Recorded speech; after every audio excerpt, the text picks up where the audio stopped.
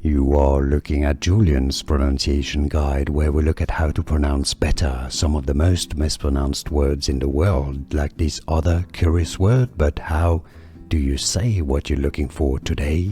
An interesting name of famous watches by the brand Rolex. If you're looking at how to pronounce more names of famous luxury brands and watches, if you're into watches, make sure to stay tuned. I've got loads of videos for you.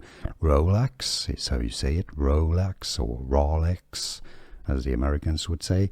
Now the second word, the name of a model of the watch, has two different pronunciations. British English is said as Submariner, Submariner, with a stress on that ma syllable. Now the Americans more usually say it as Submariner, with a stress on the re syllable. Submariner or Submariner. Both pronunciations are correct, and now you know.